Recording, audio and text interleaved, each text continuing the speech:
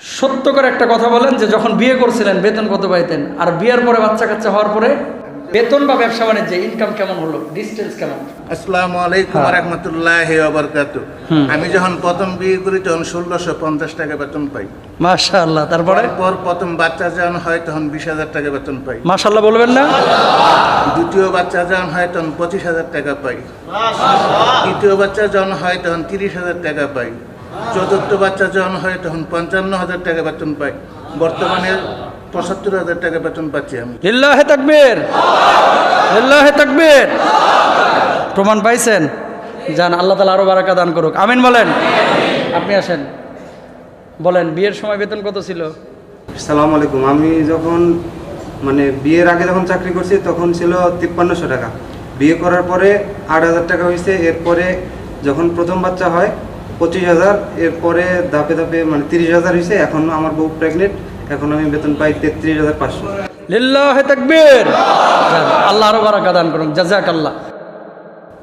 বিয়ে শাদী যখন আপনারা করেন এটাও সত্য, টাকা তো বিয়ের আগেও কামিয়েছেন, টাকা বিয়ের পরেও কামাচ্ছেন। বউ ঘরে আসার পরে রিজিকের মধ্যে বরকত বিয়ের আগে যা ছিল তার চাইতে বাড়ে না কমে? সবাই একমত তো? যদি সন্দেহ থাকে হাত তুলে দেখাবেন যে হুজুর আমার বাড়ে নাই, বরং বউ আইনে আরো ঠকছি, বউ আইনা রিজিক আরো কমছে। যদি এরকম কেউ থাকে একজন হাত তুলে দেখান তো যে হুজুর বউ নিয়ে আসার পরে রিজিক কমে গেছে। জোরে সোরে বলেন আলহামদুলিল্লাহ। যদি বলেন যে বিয়ার পরে রিজিক কমছে, তাহলে জানতে হবে যে হয় আপনার সমস্যা, নাহলে আপনার বউয়ের সমস্যা। বলবেন হুজুর কেমনে? শোনেন, আল্লাহ সুবহানাহু ওয়া তাআলা কুরআনুল কারীমের মধ্যে কি বলছেন?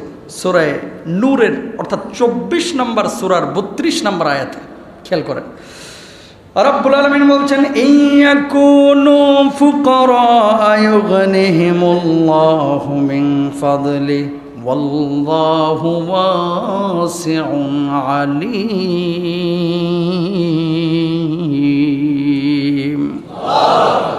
তারা যদি নিঃস্ব হয় তবে আল্লাহ নিজ অনুগ্রহে তাদের সচ্ছল করে দিবেন। আল্লাহ প্রাচুর্যময়, সর্বজ্ঞ।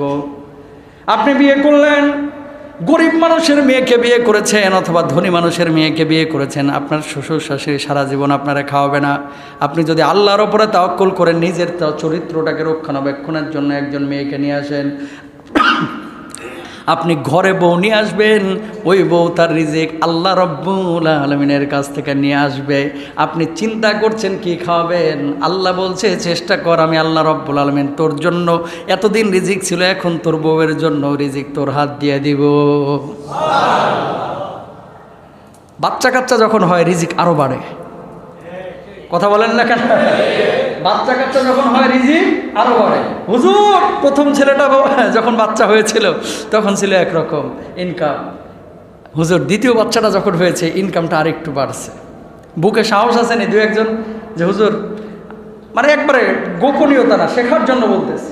দেখেন বাংলাদেশের বড় বড় মিডিয়া সবাই কিন্তু এখানে আছে, শেখার জন্য বলতেছে যে হুজুর যখন বিয়ে করলাম বেতন ছিল ৩০,০০০, বিয়ে যখন করার পরে বাচ্চা হলো বেতন হয়ে গেছে ৪০,০০০, দ্বিতীয় বাচ্চার পরে আরও বাড়ছে, বেতন হয়েছে ৫০,০০০, বা ইনকাম হয়েছে ৫০,০০০, দোকানে বরকত হয়েছে। এরকম একজন আছেন এখানে?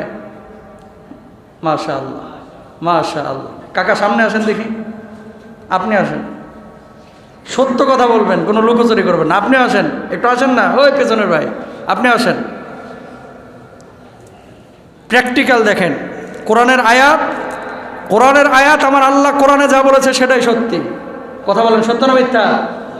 সত্য। আজকে মানুষ এখানে দাঁড়ান, ম্যাক্সিমাম মানুষ এই কনফিউশনে ভোগে যে বাচ্চা যে নিব, এই বাচ্চা নেওয়ার পরে খাওয়াবো কি? কথা বলেন না কেন? অধিকাংশ মানুষের এই চিন্তা যে বাচ্চাদের নিব, খাওয়াবো কি? আমি বলি আপনার বাচ্চা দুনিয়া আসছে, খাওয়ানোর চিন্তা আপনি চেষ্টা করবেন, খাওয়ানোর জিম্মাদারি নেবেন যিনি, তিনি কে? আরো জোরে বলেন, তিনি কে? কাকা সত্য করে একটা কথা বলেন যে যখন বিয়ে করছিলেন বেতন কত পাইতেন, আর বিয়ের পরে বাচ্চা কাচ্চা হওয়ার পরে বেতন বা ব্যবসা বাণিজ্য ইনকাম কেমন হলো, ডিস্টেন্স কেমন? একবারে 30 সেকেন্ডে বলে দেন।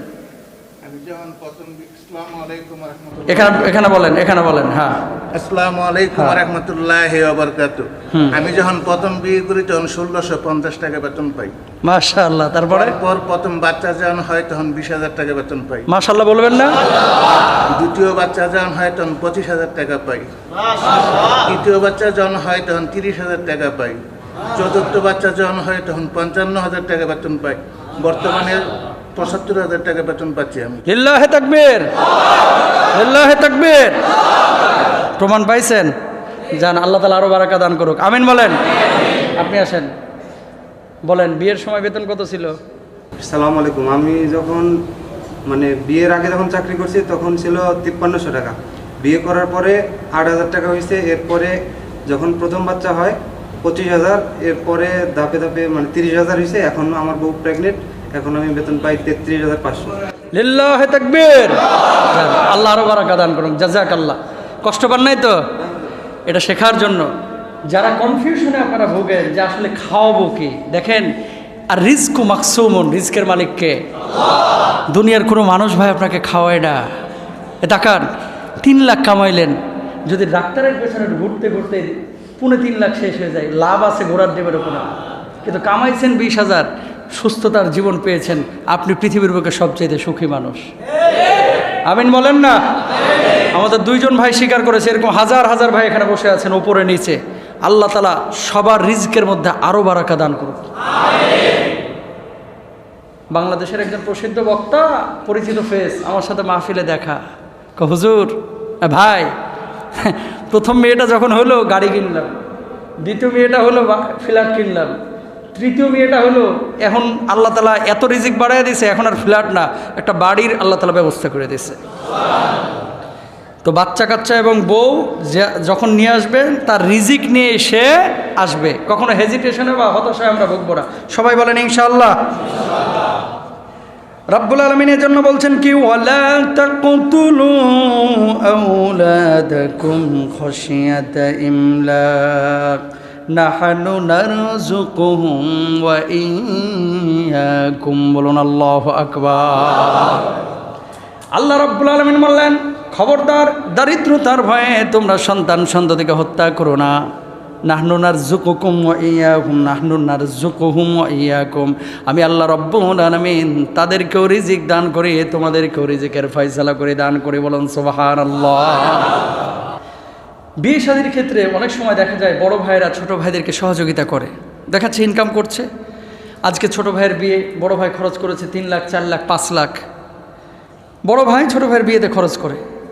অধিকাংশ ছোট ভাইগুলো বড় ভাইয়ের এই কৃতজ্ঞতাটা পর্যন্ত ভুলে যায় এবং স্বীকারও করে না পরবর্তীতে যে ভাই আমাকে সহযোগিতা করেছিল। ম্যাক্সিমাম ক্ষেত্রে ভাইরা ভুলে যায়, বুঝছেন? এটা স্বীকার করে না।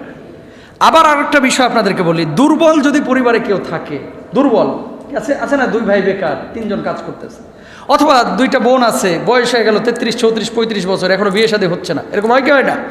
এরকম যদি পরিবারের মধ্যে কোনো ভাই বা বোন থাকে, খবরদার এদেরকে তুচ্ছ তাচ্ছিল্য করবেন না। সবাই বলেন ইনশাআল্লাহ।